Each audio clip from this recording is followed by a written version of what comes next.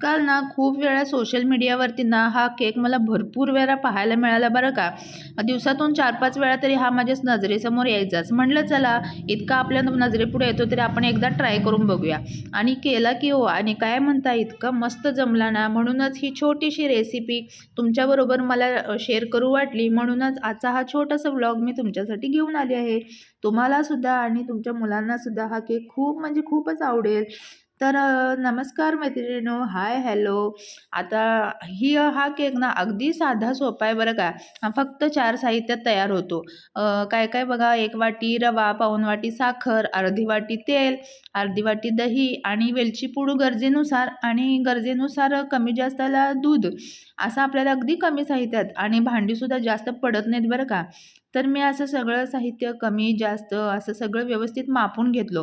आणि काय होतं माहिती आहे काय, मी कोणतीही रेसिपी करताना ना अगदी मेजरमेंटसुद्धा नुसार जात नाही बरं का. थोडंसं त्यात कमी जास्त हे होतंच. कधीतरी रवा जास्त, दूध जास्त असं कधीतरी होतंच. इथं बघा मी मोठी वाटी भरून रवा घेतला आहे, आणि बाकीच्या वाट्यानुसार ना परत पाऊण वाटी साखर. साखर तुम्हाला कमी जास्त आवडीनुसार तुम्ही घ्या, कमी जास्त गोड. आणि मग दही घेतलं. दही मात्र असं रूम टेम्परेचरवरचं घ्या बरं का. एकदम डायरेक्ट फ्रीजमधलं काढून असं नको, आणि ताजं दही हवं. आणि मग गरजेनुसार वेलची पूडसुद्धा घेतली, आणि मग अर्धा चमचा सोडा घेतला. बेकिंग पावडर वापरली नाही हे मात्र आपल्या लक्षात असू दे. आणि मग गरजेनुसार दूध घेतलं, आणि दुधामध्ये ना मी दुधाची सायसुद्धा घेतली बरं का. त्याचा फ्लेवर जरा जास्त छान होतो, आणि जरा केकसुद्धा क्रीमी वाटतो, म्हणून दुधाची सायसुद्धा घेतली. आणि हे सगळं साहित्य ना मिक्सरच्या भांड्यामधून फिरवून घेतलं. मिक्सरच्या भांड्यामधून फिरवून घेतलं ना, परत हे बाहेर काढून हे मिश्रण ना फेटायला लागत नाही. त्यामुळे ना 1-2-3 वेळा तुम्ही छानपैकी मिक्सरमध्ये असं वाटून घ्या. त्याच्यामुळे ना तुमचं कष्टसुद्धा वाचतील, आणि फेटायचं कामसुद्धा वाचेल. त्यामुळे असं छानपैकी मी सुद्धा 2-3 वेळा असं थांबून थांबून फिरवून घेतलं मिक्सरमधून. बघूया बरं का कसं हे जर टेक्स्चर तयार होतोय, कारण माझासुद्धा हा केक तयार करण्याचा फर्स्ट ट्रायच आहे. आणि बघा बरं का किती सुंदर असं त्याचं टेक्स्चर आलेलं होतं. ना जास्त घट्ट ना जास्त पातळ, अगदी केकला हवं तसं परफेक्ट टेक्स्चर असं आलं होतं बरं का.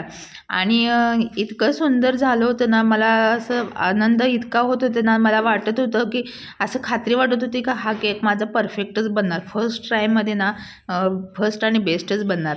म्हणून ना असं कुकरच्या भांड्याला मी परत असं केक बेक करण्यात ठेवायच्या अगोदर ना कुकरच्या भांड्याला असं भरपूर तेल लावून घ्यायचं, नाहीतर तूप लावून घ्या. आणि थोडं ना त्याच्या सगळ्या बाजूनं ना गव्हाचं पीठ किंवा मैदा असेल तर तो सगळ्या बाजूने शिंपडून घ्यायचा, जेणेकरून असं केक भांड्याला चिटकणार नाही आणि तो पटकन निघेल. अशा प्रकारे हे सगळं काम मी करून घेतलं. आणि हे काम सगळं झाल्यानंतर आणि मग त्या भांड्यामध्ये सगळीकडं असं ते टॅप करून घ्यायचं, जेणेकरून ते पीठ सगळीकडे लागल. आणि मग त्याच्यामध्ये मिश्रण ओतलं. ओतल्यानंतर सुद्धा एक 4-5 वेळा असं खाली टॅप करून घ्यायचं. त्याच्यामुळं छानपैकी त्याच्यात जो एअर असेल ना त्या मिश्रणामध्ये तो बाहेर निघून जातो. आणि मग असं सगळं काम झाल्यानंतर एक 5-10 मिनटं ते मिश्रण सेट करायला ठेवून दिलं. असंच झाकून ठेवायचं, बाकी काही नाही. तोपर्यंत आपण कुकर गरम करायला घ्यायचा, आणि कुकरमध्ये आत छोटीशी प्लेट टाकायची. तुमच्याकडे जाळी असेल तर तीसुद्धा टाका, पण माझ्याकडे जाळी नाही म्हणून मी एक केकसाठी ना स्पेशल अशी एक काळी प्लेटच तयार केली. काळी म्हणजे ती कुकरमध्ये टाकून टाकूनच ती काळी झाली, ती स्पेशलच आहे. आणि बघा ह्याच्याचं केक करायला ना भांडीसुद्धा खूप कमी लागतात. 4-5 वाट्या आणि एक मिक्सर, एक कुकरचं भांडं, एवढ्या कमी भांड्यामध्ये ना जास्त पसारा करायचा नाही. मस्त केक तयार होतो परफेक्ट, अगदी अर्ध्या 1 तासामध्ये तयार. आणि ह्याला ना केकपेक्षा ना केकचं पीठ खायलाच जास्त आवडते. आणि मग ते कुकरचं मिक्सरचं भांडंसुद्धा त्यानं पुसून खाल्लं. झालं, ठेवला मग कुकर गरम करायला. कुकर छानपैकी प्रीहीट करून घ्यायचा. त्याच्यामध्ये प्लेट टाकायची, आणि जे मिश्रणाचं आपण ठेवलं होतं 5-10 मिनटं बाजूला, ते त्याच्यामध्ये ठेवून द्यायचं. ठेवल्यानंतर कुकरची शिट्टी काढून घ्यायची, टोपण लावायचं, आणि अगदी 40 ते 45 मिनटं ना अगदी मध्यम आचेवर हा केक बेक करायचा. परंतु आधेमध्ये अजिबात टोपण उघडायचं नाही, जेणेकरून मग केकाला ना मध्येच असा फुगवटा येतो. बाजूने सगळ्या बसतो आणि त्याला मध्येच फुगवटा येतो. त्यामुळे ना केक शिजूपर्यंत एक 45 मिनटं ना दम धरायचा बरं का. त्याच्या अगोदर ना ते झाकण उघडून बघायचं नाही. एवढं तुम्ही कड काढला ना तर व्यवस्थित केक बनणार म्हणजे बघणार. आणि मग अशा पद्धतीने झाली माझी 45 मिनटं पूर्ण. 45 मिनटापेक्षा मला थोडी 5 मिनटं कमीच लागली बरं का. 40 मिनटामध्येच केक तयार झाला आणि छानपैकी केक फुगून आला होता बरं का.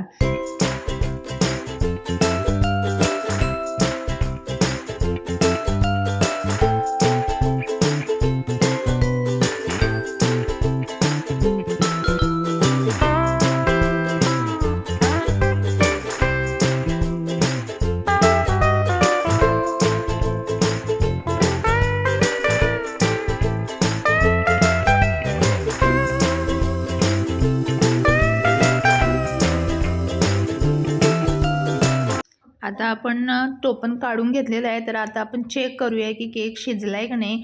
तर सुरी घ्यायची आणि हे काही कुणालाही सांगावं लागत नाही बरं का, हे सर्वांनाच माहीत आहे. आणि केक करणं तर आता सामान्य झालेलं आहे. प्रत्येक घरामध्ये हा केक, प्रत्येक वेगवेगळे केक हे बनतच असतात. त्यामुळे असं आपण सुद्धा चेक करून घेतलं आणि बघताय ना सुरी किती स्वच्छ बाहेर निघाली. याचाच अर्थ की केक छानपैकी बेक झालेला आहे, शिजला आहे. आता गॅस बंद करू ना 5 मिनटासाठी ना असाच कुकर आपण बंद ठेवू, जेणेकरून ती वाफ आतमध्ये मुरेल. आणि मग त्याच्यानंतर आपण केक पूर्णपणे थंड झाल्यानंतरच डब्यामधून काढून घेऊ. केक गरम असताना डब्यामधून व्यवस्थित निघणार नाही, त्याच्यामुळे तो पूर्ण थंड झाला पाहिजे, मगच तो डब्यामधून व्यवस्थित बाहेर निघेल. इथं बघा मी एक 4-5 वेळा टॅप केल्यानंतर ना लवकरच केक निघाला बरं का. आणि कुठंसुद्धा जरासुद्धा चिटकला नव्हता आणि परफेक्ट तो फुगला होता, परफेक्ट कलर आला होता, परफेक्ट त्याचं टेक्स्चर आलं होतं. आता आपण हा कट करूनसुद्धा बघूया असं म्हणजे स्पॉन्जी झाला आहे की नाही. चला आपण कट करून बघूया.